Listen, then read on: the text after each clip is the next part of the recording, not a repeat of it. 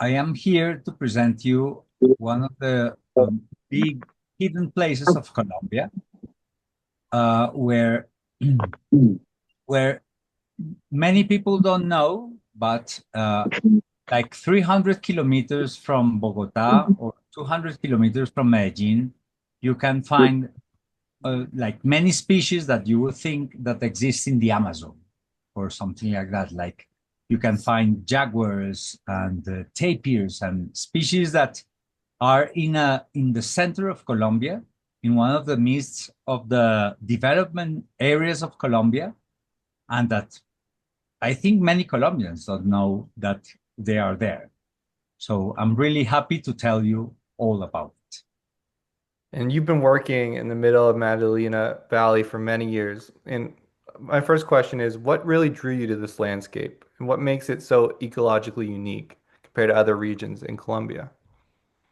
One of the things that highlights the Middle Magdalena Valley is perhaps its threatened species or its key species, because being a very unique ecosystem, many species are only there or have a very restricted range. So in the beginning of the foundation, we were just a small group of enthusiast biologists, and many of the people in the reserve were studying different species, such as the blue-billed curassow, the brown spider monkey, the silvery gray tamarin, even the Magdalena River turtle. And in that process, like looking for places that were important for conservation, we found this amazing place called Barbacoas. Barbacoas had them all, like all the species we were looking for or we were studying in different parts of Colombia were all there. So that like made us think like, okay, this is a very like important place to preserve, and we should really aim to establish a natural reserve here. That was like long time ago, 2005. We were 20 years this year. So at that moment, we started like trying to approach Barbacoas, get to know the stakeholders, getting to know like the environmental authority and who was it important to meet there. And especially like around 2009, we really said like, okay, this is the place where we need to put all our focus, because if we want to preserve some place in Colombia, it needs to be here.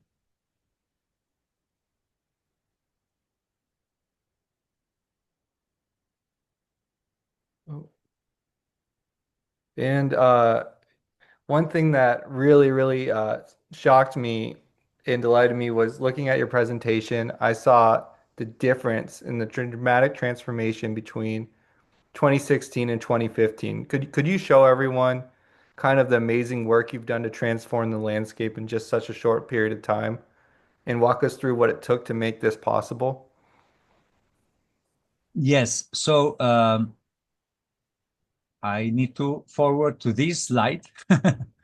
So this is the original El Silencio, the first reserve we established in in Barbacoas was called El Silencio. Was a 76 hectares reserve supported by AUCN, the Netherlands, that has been like a really amazing. Actually, Stuart went there because of Mark from IUCN, the Netherlands.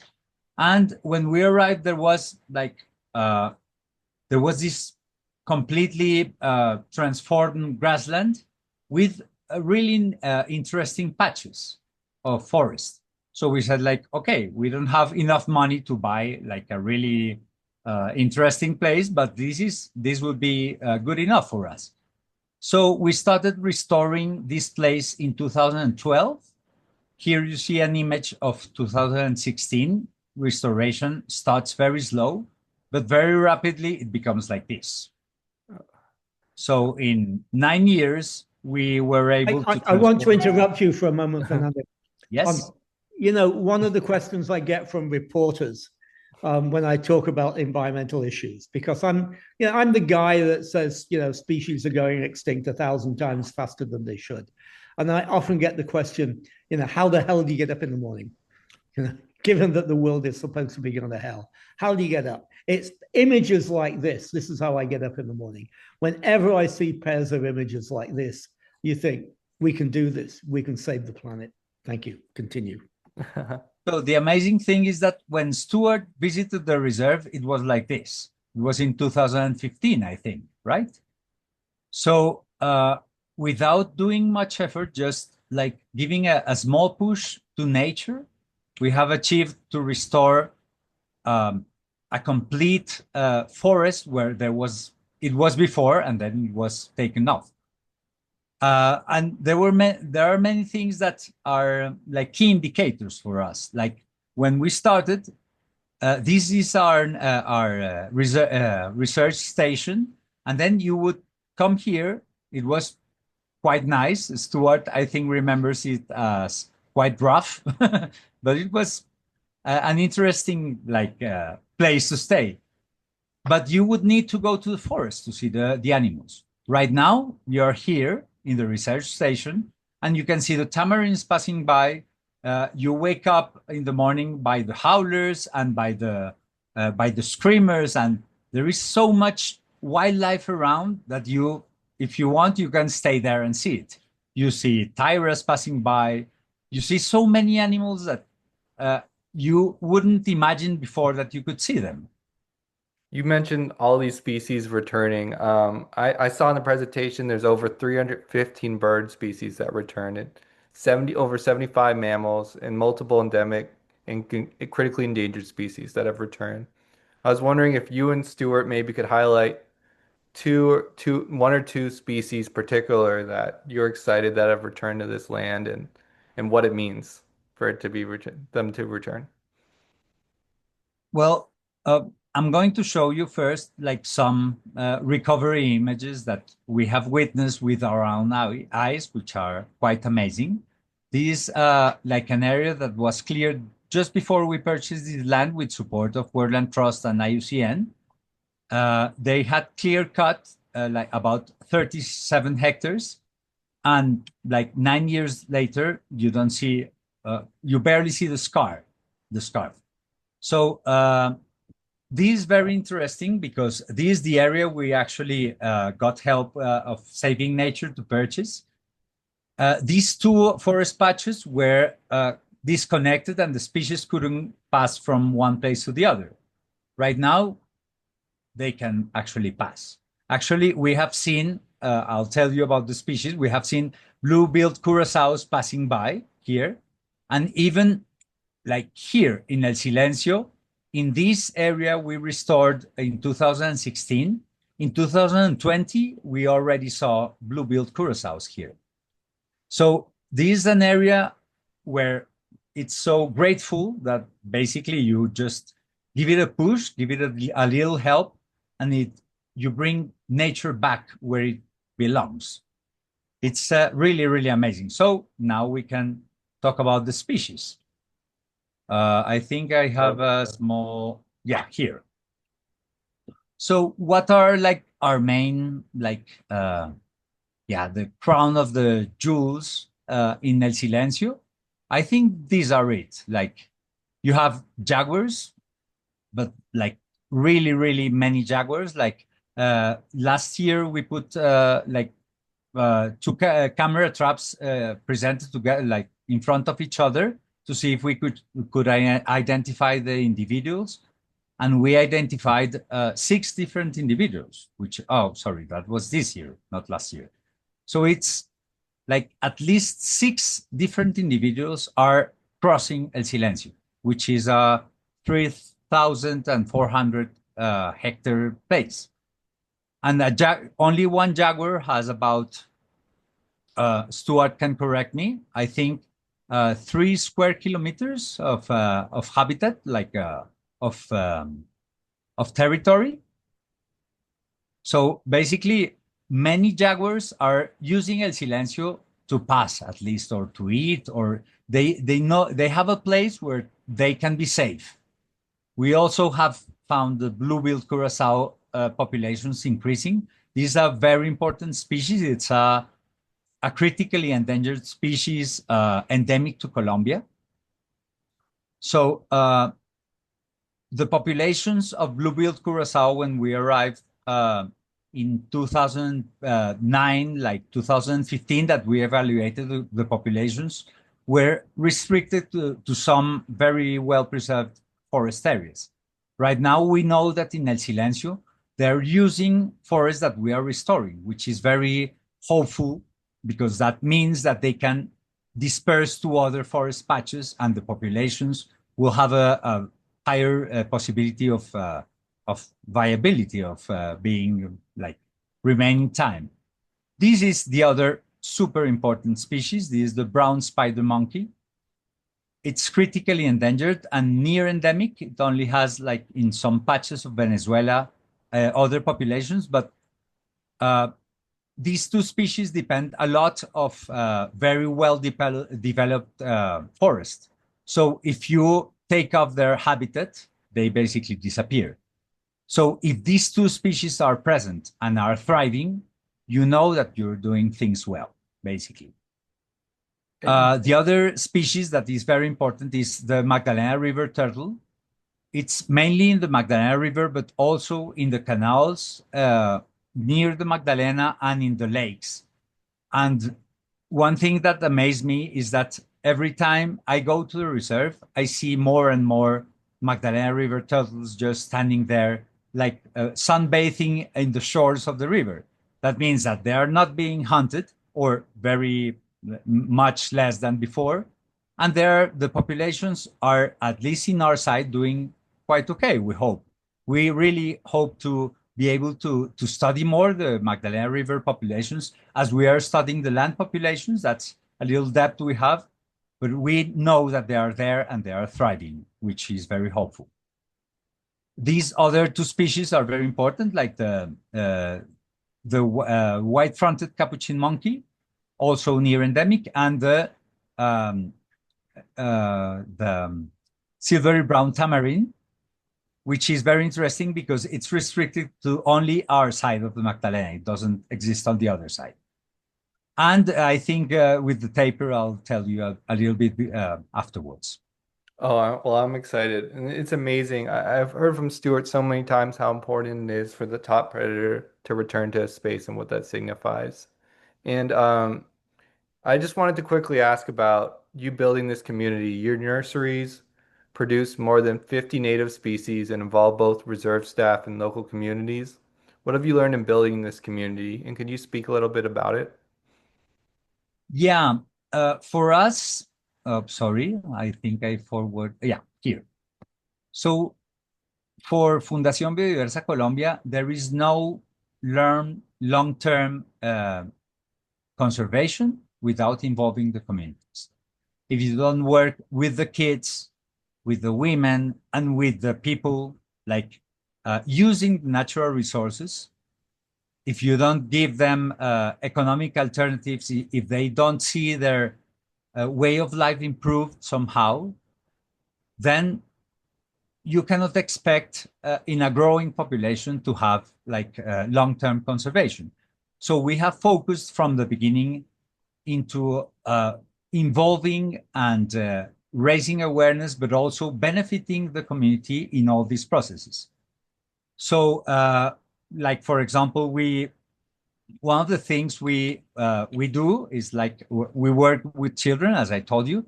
We are right now like working with the local government to build a school for the children in the reserve, so we can like have a space where we can train the children that will be the resource users, but also the rangers of tomorrow, and we can educate them from being kids.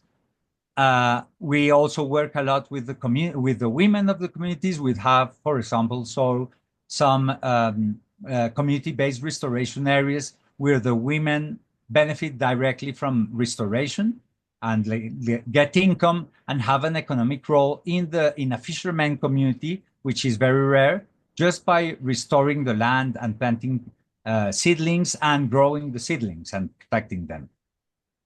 We also have some in every restoration project we always involve people of the community, because we in the beginning, like in 2015 and something like that, we hired people from outside, and then at some point we realized that these were the most needed people. So what we needed was to train them, to build capacity, and to give them like a source of income different to just like hunting or fishing in the wetlands. So we have focused a lot on that. And yeah, for us, without the community, we wouldn't have been able to do everything. And the more we have the community on our side, the easier our job will be, basically. When we talk about economic development, and you said that you're able to provide some income to the members of the community and also provide education and empowerment of the women in the community, what does that mean for the long-term scalability of this project? Like 10, 20, 30 years from now, does that mean that these people are now able to get involved and stay local and build out the project further? Well, basically, the reserve is a private land. So we are, in our bylaws, we have the duty of protecting this land. We cannot like give it to other people. So, but we have like a middle ground, and it's involving the community in conservation. So there, before we were there, there was like this huge wall that separated the farms that grew like cattle from the community. So what we're trying to do is to dissolve that wall. Basically, it's part. I mean, they also belong to this ecosystem.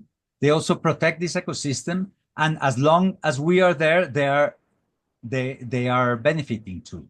You know, like the more they see the benefit of everything we do, the more they will be on our side and try to like warn us if there is a threat, and as has happened in the past, and the more they will try to like not go and hunt in the reserve, because they know that that area is protected from hunting and from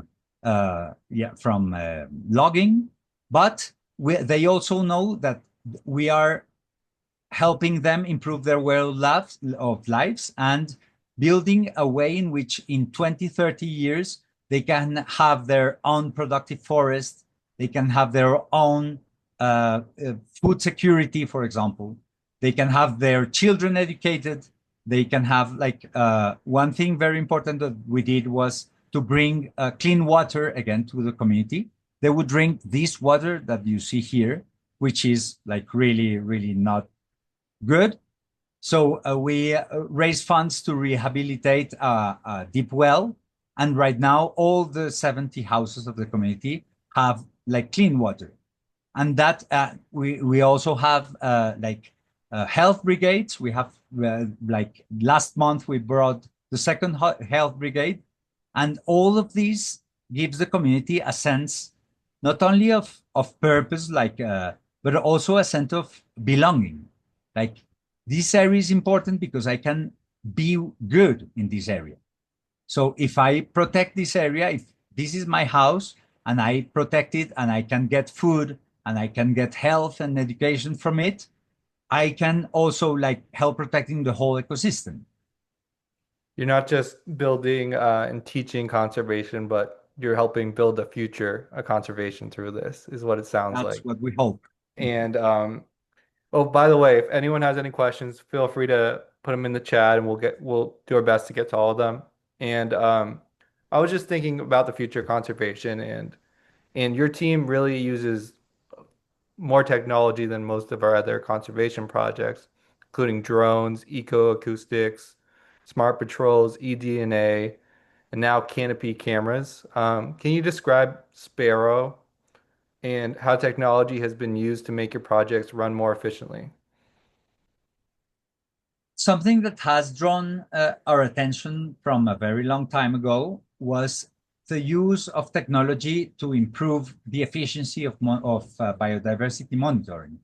So for example, from a very from the year 2010, we started using, it was not audio mods in that time, it was well, another recording device, but we knew that bioacoustics would play a very important role in biodiversity monitoring. We also used, of course, camera traps, as many people has done, and we are very much driven to these kind of new technologies that arrive, because we know that the more efficient the biodiversity monitoring is, the more benefit it will bring to the people who are preserving. So if you invest less time, less money, and get better results, then it's good for everyone, right? So in that sense, one of the things we did last year was to start canopy monitoring, canopy camera trap monitoring, and also bioacoustic monitoring, because we realized that most of the focus is on the understory, because it's the easiest, right? But then when we started monitoring the canopy with camera traps, we realized that around 60% of the species that appear in the canopy do not appear in the understory.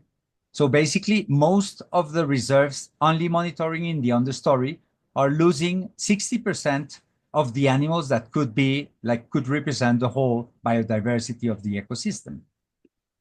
So we started training in tree climbing. We have an amazing reserve coordinator who, apart from being an amazing photographer, many of the pictures you have seen of Santiago, he also learned how to climb the trees, and we partner with another foundation that also works a lot in tree climbing and biodiversity monitoring in the canopy, called the Fundación Alianza Natural. And all the ecosystem was set for Microsoft IA for Good to approach us and tell us, like, look, we have these devices, we want to implement them somewhere that is very rough, and that we can prove that it's very efficient for biodiversity monitoring. So we started working with them. They were really, really amazing people, very open to everything we suggested that we should do. So for example, we told them okay, it's super important to monitor canopy. So the Sparrow is a technology that has its own it's like a computer that can analyze both images and sounds. So you place it somewhere in the middle of your reserve where you want to monitor, and then you create a Starlink connection and a Wi-Fi connection around, and you can put Wi-Fi camera traps, and you can put also recorders, and all of that is processed by the algorithms inside the Sparrow.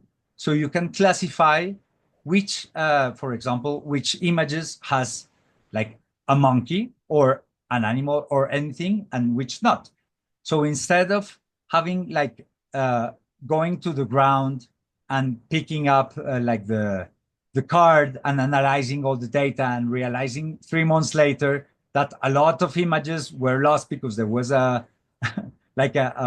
branch in front of the camera, then you can see this not in real life, not in in real time, but at least every day. So you can get into a platform and see what your cameras are watching, what your recorders are recording, and which animals you are recording from them. This in a development stage, but I feel the potential of this is enormous, because the ability to be able to analyze biodiversity in real time and having biodiversity indexes in real time without preventing errors. If one camera trap is damaged, then you just go and replace it. You don't need to wait for 3 months to realize that it was damaged and it didn't work. So I think this probably not, well, this is very close to what we expect in the future. Like there are so many emerging technologies that can help you be so much more efficient in biodiversity monitoring that, I mean, it's amazing that some companies are willing to. The amazing thing about the sparrows is that they are not looking for profit out of it. They are just opening like all the blueprints and giving it to the community so that anyone can build it and record, and they give the platform so you can do your own sparrow and record it. And I think this kind of community thinking, like technologies, will help a lot in like facing this current challenge, which is biodiversity loss. And it's amazing that some companies are thinking in that way. And we were like, of course, super proud and super happy to be like the pilots of this technology. And I believe it was Microsoft, right, that is partnered with Sparrow, which is really cool. And it's Microsoft IA for Good, which is the IA non-profit brand of Microsoft. wow. And the species you observed probably are so numerous, but can you talk about one or two that you observed through this new monitoring process? Well, basically, the species that are appearing right now in the sparrows are species that we have been monitoring for 12 years or 15 years. So it's very hard that we will find something new with the sparrow for the moment. We hope that with bioacoustics and developing models of bioacoustics. For example, when we started working with bioacoustics, it improved a lot our knowledge on bats, because many bats are very hard to see, but you can actually record them. And we actually have a lot of new records out of bats bioacoustics. So all these technologies are allowing you to get a broader oversight on biodiversity. I think none of them are like what will save the earth, but I think there are tools that are very important to use and to make, especially to make it more efficient. Because before, to get the information you would get from a camera trap or from a bioacoustic survey, you would need a lot of experts going into the ground, and it was very costly and time demanding. And now you can get that from a very quick monitoring with devices that can tell you what's happening without you needing to be there. And I think that's very inspiring. Of course, you will always need like the people, the biologists that go and know what these species are, that hear the recordings and identify the species. Like the artificial intelligence is not that intelligent. I mean, it's very intelligent, but you need the people who are experts who can like train it to be much better. Right. And on the subject of AI, what excites you as you envision? Oh, Stuart, do you have something to say? Sorry. Yeah, I mean, that's what you've just said is something I've said a long time, that AI isn't very intelligent yet. I mean, we get fantastic breakthroughs now with the technology, with camera traps, with acoustics, which allow us to get a sort of a fire hose of information about what we're hearing and what we're seeing. And then at the end of that, you have to sort of sift through all the camera images, all the audio recordings. I have a wonderful PhD student who's been recording hundreds of species of birds in the rainforests of southern China. But it comes down to it. At some stage, you've got to have, you've got to have some experts, some good bird watchers, some good bat people who can identify them. So you sort of you take enormous strides in one technology, and then realize that you're still way behind with some of the other things. I mean, it's all changing very rapidly, but you still need the good naturalist at the end of the day. For sure.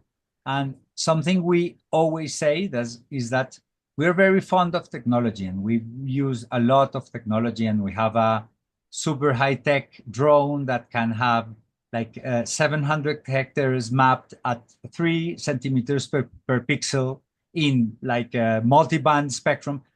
That's all very good, but technology is very context dependent, and not every technology works in every context, and it's not going to solve all the problems. Like it's a tool, and you need to understand it as a tool. And the sparrows are amazing, but they're a tool. If there are no people like analyzing this data and telling, like working with Microsoft AI for Good to tell them, okay, this could be a really nice index of biodiversity, then technology by itself is not going to save the world. It always needs the people who are there on the ground working with it. And Stuart and Fernando, do you have any concerns about AI merging with the ecological field work? Well, I don't know about Stuart. What do you say, Stuart?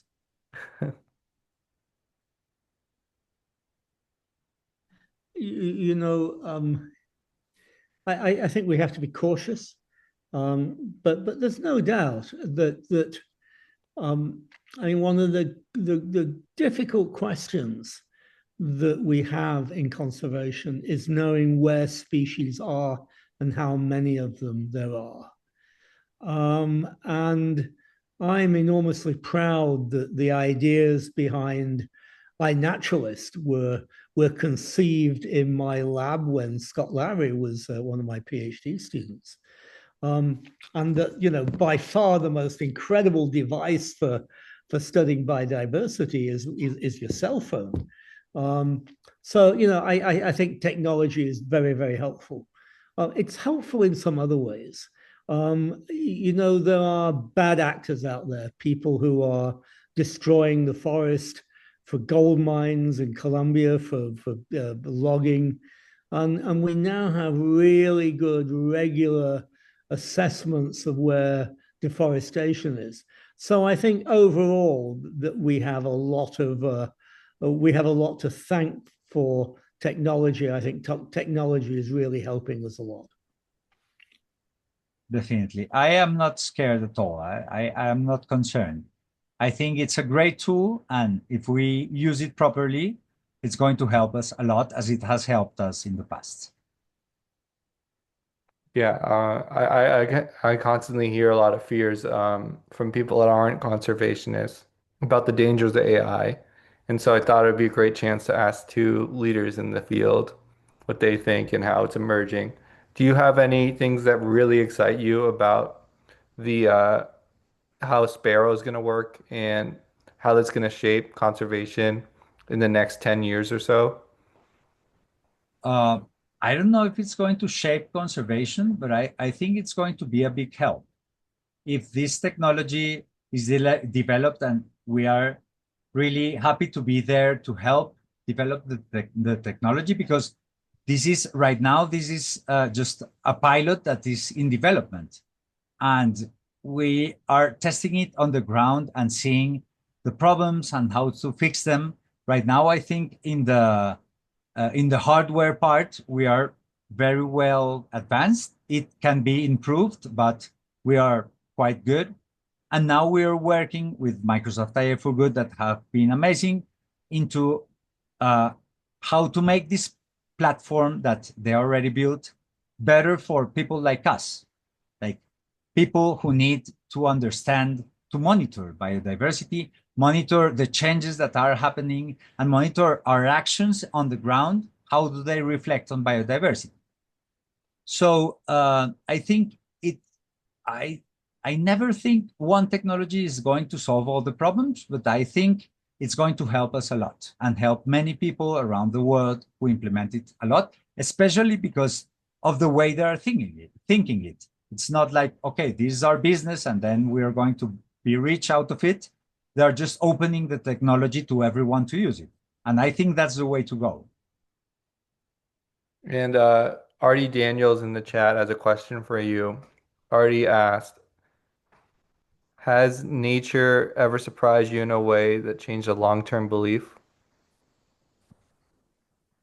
Well, uh, there are some, I mean, this like 20 years or 15 years, don't be greedy, of being surprised every day.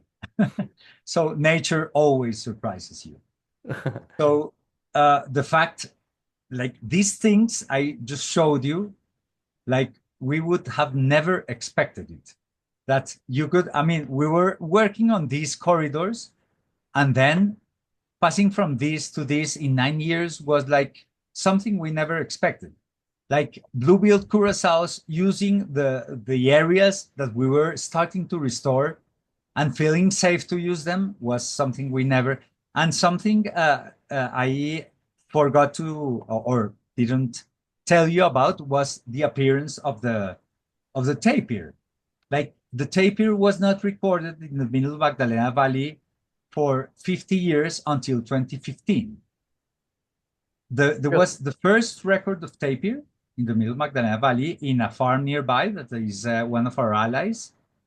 And when we started managing the reserve, we saw one, then two in a very restricted area.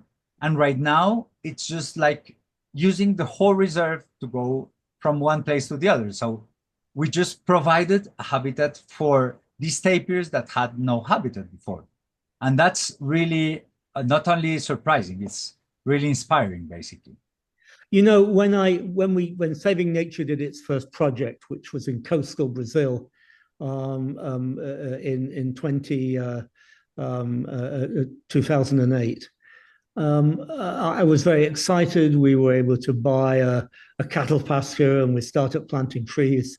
And I thought, you know, it's going to take decades and decades before we see this forest come back. And, you know, shame on me for not knowing enough ecology. I mean, these are warm, wet places. And as long as the soil is in reasonable condition, these trees grow back at a spectacular rate.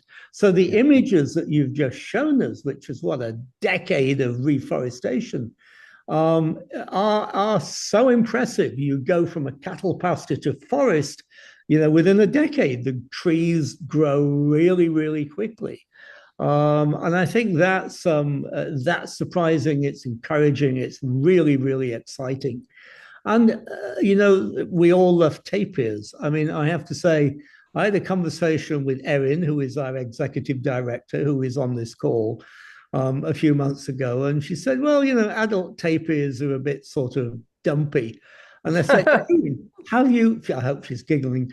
I said, "Erin, have you seen a baby tapir?" So she promptly went to the web and said, "Oh, baby tapirs are just so gorgeous. I mean, they're these little, you know, watermelon-like animals." And it's not just that they're wonderful and cute and adorable. It's the fact that tapirs play an enormously important role in dispersing, you know, seeds of plants in the rainforest. So it's hard not to get excited when you have animals like tapirs coming back. And not only coming back, not just not being restricted to one area of the reserve, but just moving all around the reserve. That means that we have a suitable habitat for them to move all around, which is very inspiring. And James Aronson wants to know regarding tech and restoration in general, can you say something more about plants in addition to animals? And have you anything to say about active restoration vis-a-vis rewilding? Yes. Something that we have learned a lot, being like working in this area since 2009, but actually in the reserve since 2012, was that we could be very efficient in restoring the middle Magdalena Valley. I'm not talking about other areas, because I know some areas are really, really hard to restore. But this area has everything it needs to be restored by nature. It has the soils, because it's Andean soils, very young and very fertile. It has the moisture, the humidity, the precipitation, and the heat. So what we realized is that you just need to give nature like the chance. You just take the cows out, fence, and nature will come back. What we have realized during this time is that like natural restoration has its own path, and it's not always the fast. I mean, you can see this and you're amazed.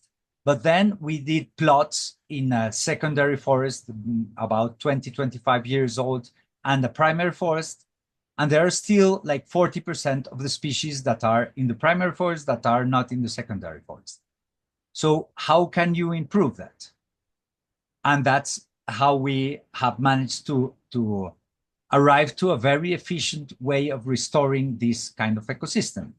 So the first of all that you need is, when you have grasslands, you need to make very dense corridors. So these corridors, like when you plant like a tree, every 6 meters, this tree will have to compete with the grass, which is its main competitor. These are like introduced grasslands that are many times really resilient and very hard to eradicate. So when you plant a tree in the middle of nowhere, it will suffer a lot fighting with the grass. But then when you plant a group of trees together, especially like pioneer trees, they will outcompete the grass by collaborating with each other. So you will create like islands that can like outcompete the grass, and these islands will be very easy to connect. And then around all these areas, like forest will just regrow by itself. So what we have arrived is a way in which you can like help nature recover itself faster by focusing restoration in critical areas. For example, creating corridors, not only in like in grassland, but also in secondary forest. So you know that many trees will take a long time to arrive to the secondary forest. So you can just create corridors inside the secondary forest that will grow super good because it's their environment where they grow. And then you can create functional corridors within like the secondary forest without needing to plant everything with secondary or tardiceral species. So that's what we are focused right now. Like, how is the most efficient way to restore this ecosystem so it reaches its ideal, like much shorter than it. I mean, it will be very easy for itself to recover, but then you can give it a little push and it will recover even faster. And there's an interesting question by Robert that Juan David Sanchez was able to answer, and I wanted to talk about that. But real quick, before we get to that, you said earlier that with working with the local community, they're able to warn you about potential dangers or threats going on, and you said that actually happened, and I just was curious to hear, what that was, if you don't mind talking about it. Yeah, like very recently, a couple of years ago, we have been restoring with the community the side of the reserve of the river. I don't know if you can see it here. Yeah, probably not. So this canal connects the Magdalena River, which is the main river of Colombia. It connects to the Barbacoas wetlands, which are these. And the community is right here at the entrance of the canal, which is a very strategic position because they control basically the entry of fishermen. So with the community, we have, sorry, it's here. It's here. This is the canal. So on one side is the reserve here. This is a long, let's show a more recent picture.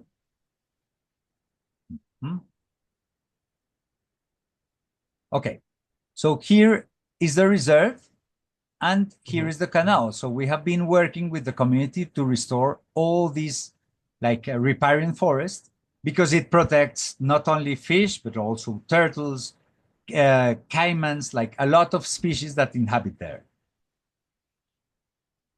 and at some point, here it is.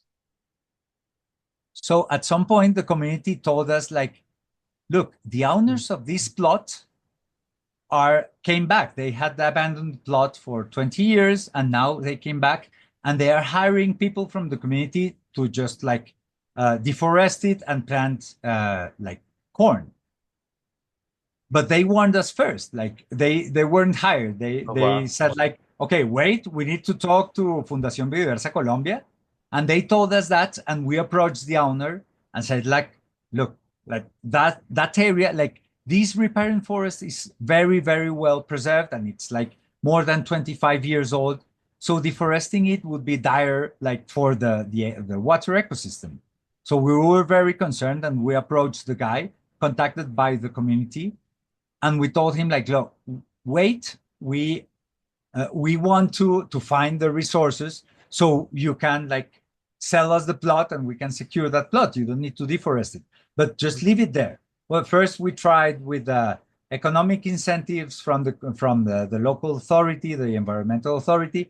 Nothing worked, and at some point we reached some allies, a Colombian ally, and we explained him the situation. Like, we have this plot. If it gets deforested, it will be very, very bad for the ecosystem. Do you think you can help us like get the funds to purchase it? And more interestingly, for the community to protect it, because it's right in front of the community. So the ESRI Colombia, ESRI, like the Yargis Colombia office in Colombia, the CEO, like, we presented him the project, and he said like, I want to like support you on this. This is like, we want to make a difference, so we want to support you on this. And we were able to protect this plot that was going to be deforested like 2 years ago, because we had the community as allies, not as enemies. That is amazing. And that speaks kind of to the work you're doing and the trust you're building. Stuart wants to say something additional. Yeah, I mean, I think we should point out for the audience that this is still an active area of interest for saving nature. So we're talking to Fernando about what his future needs are, what other areas he would like to reforest. You know, we're hoping to be able to help him in the future with this. It's such a special area. So, you know, this is, I hope you'll read about this on our website, on our 10-year anniversary report, which is now online, and you can see some of these before and after projects. But, you know, we know we need to do a lot more reforestation in this area, and we're very much looking forward to working with Fernando to make that happen. We're getting close to our Might I say, Stuart, that we are also like very, very happy to have the collaboration of Saving Nature. You're amazing partners, and we will be very glad to continue working with you. Thank you very much. So Andy, I don't know what else you've got on your agenda. Yeah, so we have a few, like 2 questions, if that's all right for you guys before Go ahead. I think that's probably all we have time for. Have all night. Thank you. One thing I want to say before that, though, is you got in some great feedback from Nicole Block. Says, so inspirational, Fernando, such a valuable case study. And James Aronson says, so good to hear you're working so well with local people. Bravo. But back to the earlier question, do you prioritize using local provinces of the tree species you choose to plant, restoration vis-a-vis restoration? Sorry, can you repeat? Yes. Yeah, let me elaborate on that, because this is something that James and I have talked about in the past. One of the things that worries him and us too is, from where do you get the trees to plant when you're doing restoration? Mm-hmm. And I rather suspect here, Fernando, that you don't have any choice. If you're going to reforest areas, you have to use trees and seeds that you've collected locally.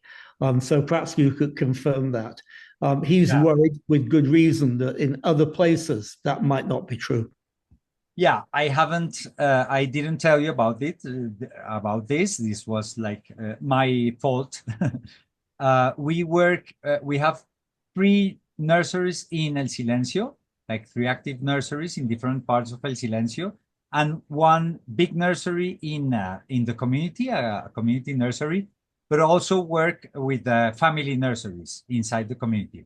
And all these plants come from local parents, like either by seedlings, either by seeds.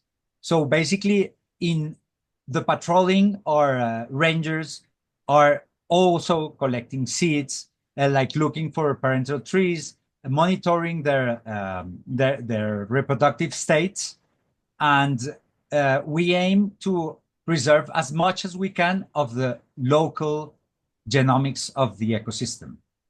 There are some species that have been really wiped out and we need to reintroduce, but there are like, these are the exception. Like if we want to like recover the ecosystem, we always prioritize local genomics. James says wonderful there. So if all right with you, there's actually two more questions I see. And go ahead, Andy. okay, great. First one, what do you see from Robert? What do you see as the most urgent conservation challenges facing Colombia today? That's a big question. Yes. Well, the Colombia has many like deforestation like hotspots. I think the most critical one, especially because of the significance of it, is the foothills of the Amazon. Like there is so much deforestation happening for so many reasons, and that's the problem. It's here we have basically one main driver, which is extensive cattle farming. Over there, it's like a huge variety of drivers, and it's so hard to manage and to control. And it's so dire to be losing that biodiversity and that really important ecosystem that should be one of the, I mean, the Middle Magdalena Valley is fantastic. And it's really hard because we are where these people will be in 20 years. Right now, 10 to 15% of the original area of forest of the Middle Magdalena Valley exists.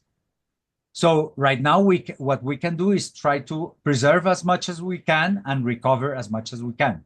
But over there, they are still in the moment to stop what happened here over there. So I hope we really arrive to that point. And in last question, by the way, thank you to Juan David Sanchez for providing some incredible and comprehensive answers to some of these questions. Research and Conservation Director. Oh, wow. Okay. We'll have to have him back too, just to have a roundtable with you two. And I had a quick question about the future and how we could get involved if we're listening today. If you imagine the Magdalena Valley 10, 20 years from now, under the best case scenario, your team's working toward, and what does that landscape look like for wildlife, for forests, and for the communities who live there? And what does it take today from someone listening or someone that wants to get involved in order to help? Well, basically, I don't expect all the Magdalena Valley to be as the El Silencio Reserve. That would be an impossible dream. But I think productive activities can be compatible with nature conservation, nature restoration, and with preserving the nature goods and like benefits of nature.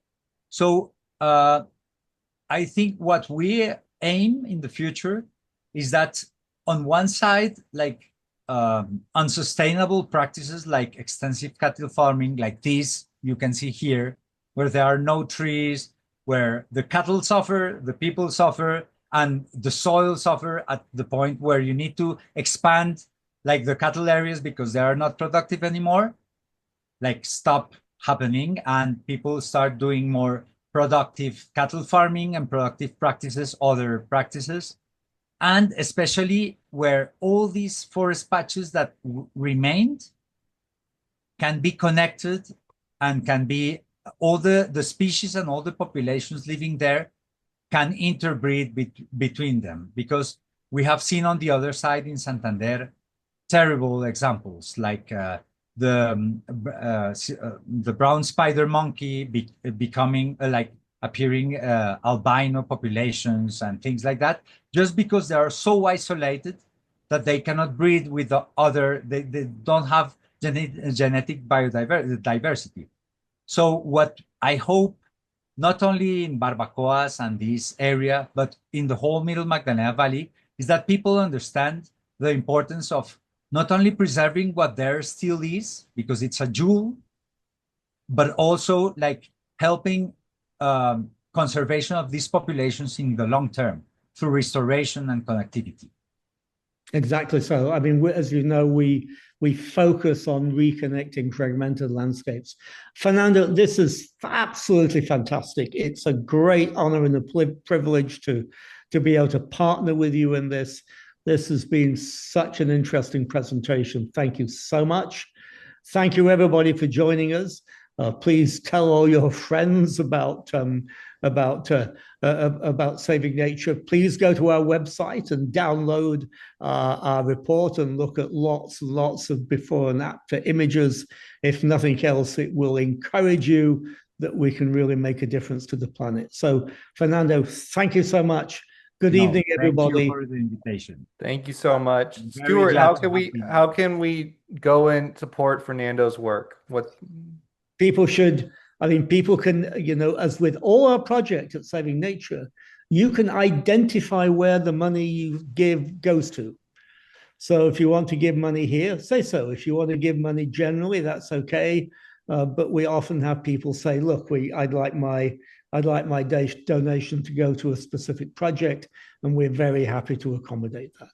And you do an amazing job in that, Stuart, and everyone in the Saving Nature team. Thank you very much for that. Thanks so much. Thank you, Fernando, and everyone have a great holiday, and thank you so much for joining today. Absolutely. This will be recorded and posted Bye. with the link to donate to Fernando. So thank you so much, and hope you have a great rest of your night. And thank you, Fernando. Thank you. Take care. Bye, everyone.